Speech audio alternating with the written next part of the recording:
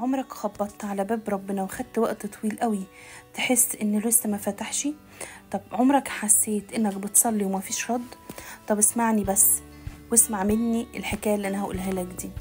كان في شاب اسمه فادي، حياته كانت ماشية بالعافية وشغله مش ثابت وتعبان نفسيا، وكل ما يقرب من ربنا يحس ان السماء مقفولة، وقرر في يوم يصلي ويقول: يا رب مش هسيبك غير لما ترد، ومش هبعد عنك غير لما تفتح لي الباب. وقعد يصلي بنفس الصلاة كل يوم وبنفس الكلمات وبنفس الألحاح، والناس حواليها قالوا له: يا ابني كفاية، ربنا لو عايز يرد كان رد عليك. بس فادي قال جملة واحدة: أنا مصدق اللي قاله يسوع إن اللجاجة بتفتح الأبواب.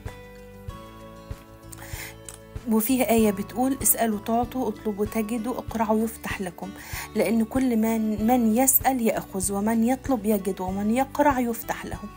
اللجاجة في الصلاة مش معناها إنك بتزن على ربنا، لا، اللجاجة معناها إنك بتثبت إنك مصدق في محبته وبتتمسك بوعده، زي الطفل اللي بيفضل ينده على أمه ورا الباب لأنه عارف ومتأكد إنها جوه وهترد. هو مش بيشك، هو واثق. وده معنى اللي ربنا عايزه مننا. لو حاسس إنك خبطت على باب ربنا ولسه ما اتفتحش، اكتب لي في كومنت: مش هسيبك يا رب غير لما تفتح لي، واعمل شير للفيديو ده، يمكن يفتح باب حد تاني مستني من بدري. احنا مين اللي قال لنا ان لما ربنا يتأخر يبقى ما بيحبناش؟ مين اللي علمنا اننا نسكت بسرعة؟ يوسف اتظلم في السجن بس فضل يصرخ لربنا من جوه قلبه، واللي حصل في لحظة اتغيرت حياته كلها. كان في ست اسمها مريم كل يوم تحط الطلبة دي تحت المخدة وهي نايمة وتقول: يا رب مش قادرة اتكلم بس دي صرختي. قعدت 9 سنين تصلي لابنها يرجع للإيمان، وفي آخر لحظة رجع. ربنا ما بينساش بس بيستنى اللحظة اللي تبقى مستعد فيها تشوف المعجزة. وفيها آية بتقول: صرخوا إلى الرب في ضيقهم فأنقذهم من شدائدهم. محدش بيحب الانتظار، بس أوقات ربنا بيقيس ثباتك مش صبرك بس. فيه واحدة من القديسات اسمها مونيكا، صلت لابنها أغسطينوس 17 سنة متواصلة وما زهقتش وما سابتش ربنا، وفي الآخر مش بس رجع، ده بقى أعظم من أعظم القديسين. اللجاجة بتخلق قديسين. فيه آية تانية بتقول: لأنكم تحتاجون إلى الصبر حتى إذا صنعتم مشيئة الله تنالون الموعد. الصلاة مش بتضيع حتى لو حسيت إنك لوحدك، وأبدا عمرها ما بتضيع. فيه طفل صغير كان بيصلي وهو بيعيط وبيقول: يا رب مش عارف أقول حاجة بس أنت سامعني. وسبحان الله في اليوم ده بالليل حلم إن يسوع حضنه وقال له: أنا كنت سامعك أكتر من أي حد. زي الآية اللي بتقول: قريب هو الرب من المنسحق القلب ويخلص المنسحق الروح. لو الباب مقفول افتح بالمفتاح اللي اسمه لجاجة. مرة راهب قال لتلميذه: الرب لا يتأخر ولكنه يعلمنا كيف نطرق الباب الصحيح، يعني ألح. فالتلميذ اللي كان معاه رد عليه وقال له: يعني أنت عايزني ألح؟ رد عليه وقال له: يعني ما توقفش، يعني افضل اطلب من ربنا لحد ما يستجيب. زي الآية ما بتقول: اثبتوا على الصلاة ساهرين فيها بالشكر. عارف ان في حد ممكن يصلي لك من وراك وربنا بيحركه علشانك؟ في حد فقد شغفه وتعب قوي بس فجأة جاله رزق غير متوقع، ولما عرف الحكاية اكتشف ان جدته كانت بتصلي له كل يوم وهو مش داري. الصلاة بتشتغل في الخفاء. صلوا بعضكم لأجل بعض لكي تشفوا. ربنا بيشتغل في الغيب، مش لازم تشوف كل حاجة بعينك. واحدة قالت: يا رب أنا زهقت من الصمت، ولكن بعد سنة قالت: أنا فهمت إنك كنت بتشتغل في الخلفية وأنا مش شايفة. طوبى للذين آمنوا ولم يروا. ربنا عمره ما تأخر، هو دايما بيجي في الوقت الصح. كان في شاب بيصلي إنه هو يدخل كلية معينة وربنا ما سمحش. بعدها بسنة دخل كلية تانية وتعرف فيها على شخص خادم معاه وغير حياته، وعرف إن الباب اللي اتقفل كان له حكمة. زي الآية ما بتقول: لكل شيء زمان ولكل أمر تحت السماوات وقت. لو حاسس بجفاف ده مش طرد من ربنا، ده تدريب. في قديس بيقول: في عز السكوت ربنا أنا اتعلمت أسمعه بصوت هادي، أوقات سكوته بيعمق الإيمان. الرب صالح للذين ينتظرونه، للنفس التي تطلبه. المعجزة بتيجي في آخر ثانية لما تفتكر إن مفيش أمل.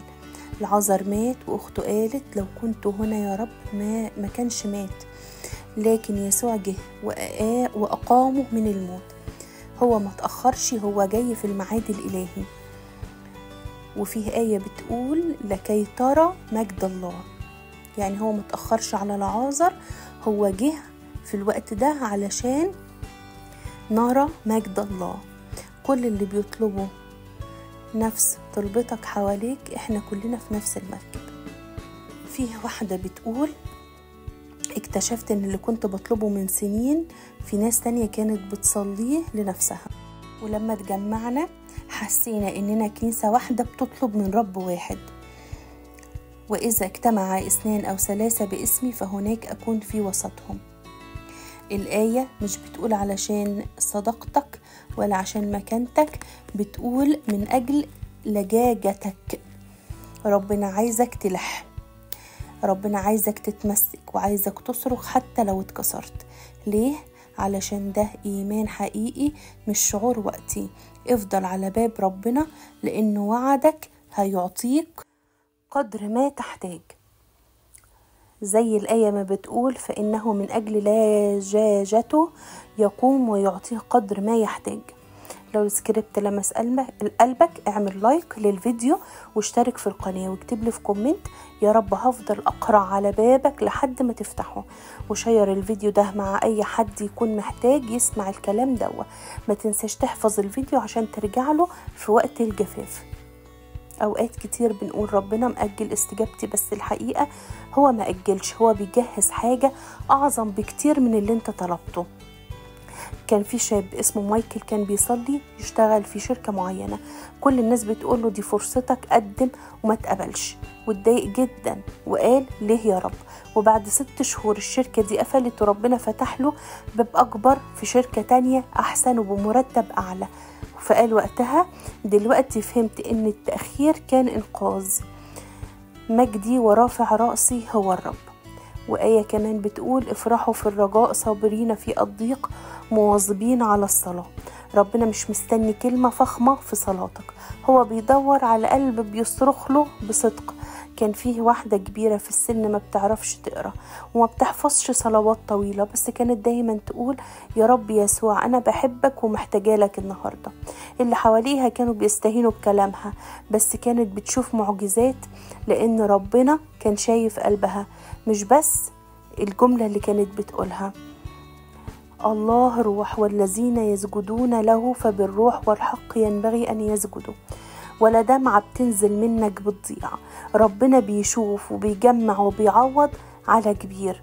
بنت صغيرة كانت كل ليلة تحط منديل تحت المخدة علشان تمسح دموعها وهي بتصلي، وفي يوم حلمت ان يسوع بيجمع المناديل دي في صندوق وقال لها ولا دمعة منك ضاعت يا بنتي، كلها محفوظة عندي. أجمع دموعي في زقاق أليست هي في صفرك.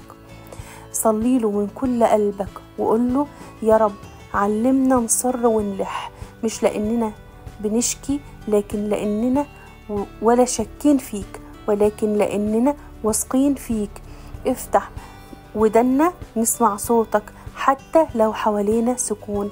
ساعدنا نصبر ونصدق ونكمل ونقرأ على بابك من غير ما نتعب.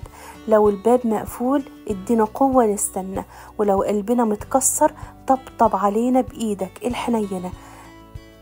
فرح قلب كل واحد فينا صلى واستنى ولسه بيستنى، ودي لكل حد بيسمع الرسالة دي رجاء جديد ونور في آخر السكة. أمين أمين. ربنا يلمس قلوبنا ويفتح لنا كل الأبواب المغلقة. من فضلك ما توقفش الفيديو عندك وشاركه مع أي حد، وتفاعل مع الفيديو بلايك واشترك في الصفحة واكتب كومنت وقول أنا منتظر عمل إيدك يا رب. سلام المسيح معايا ومعاكم.